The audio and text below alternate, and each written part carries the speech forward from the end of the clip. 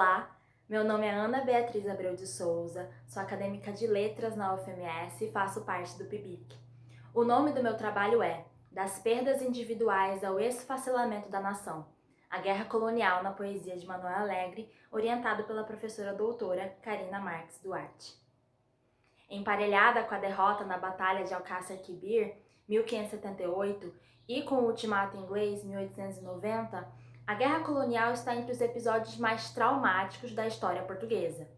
A carga negativa desse evento bélico na história e na identidade da nação, assim como a dos acontecimentos humilhantes acima referidos, pode ser deduzida da sua elaboração constante, em prosa e poesia, pela literatura. Tal produção não foi obra apenas de indivíduos que estiveram no fronte. Contudo, é na escrita dos que participaram da guerra, sobretudo na de Manoel Alegre e na de Fernando Assis Pacheco, que a elaboração da experiência traumática atinge o ápice da beleza poética. O objetivo deste trabalho é analisar um conjunto de poemas extraídos do livro O Canto e as Armas, verificando em que medida o recurso à intertextualidade, sobretudo com os textos de Camões, com o fato histórico da derrota em Alcácer Quibir e com o mito sebastianista, serve à abordagem do tema guerra colonial como uma experiência traumática, individual e coletiva.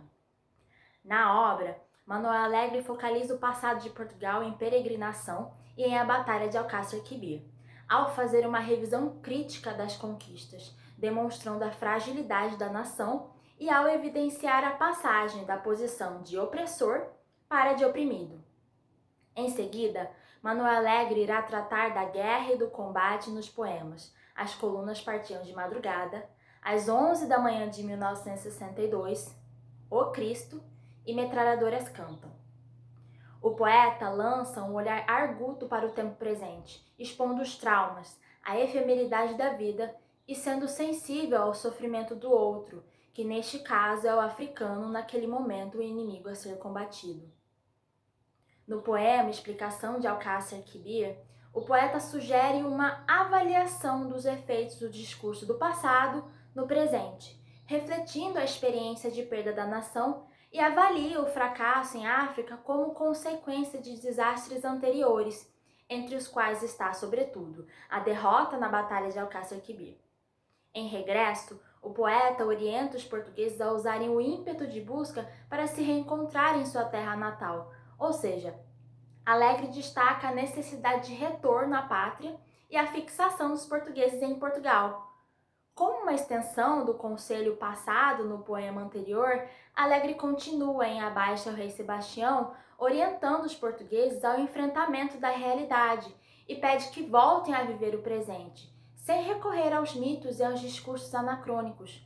Por fim, a voz poética clama por uma revolução por parte dos poetas.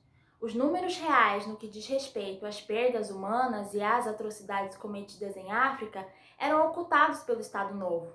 Por isso, uma poesia como a de Manoel Alegre foi vista como um discurso indesejado, já que expunha a amplitude dos danos causados à população.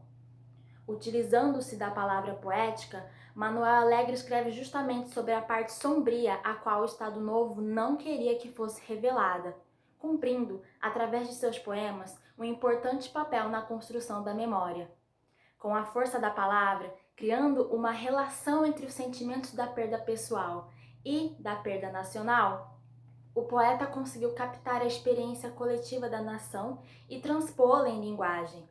É dessa forma que a literatura se torna guardiã de uma memória ameaçada.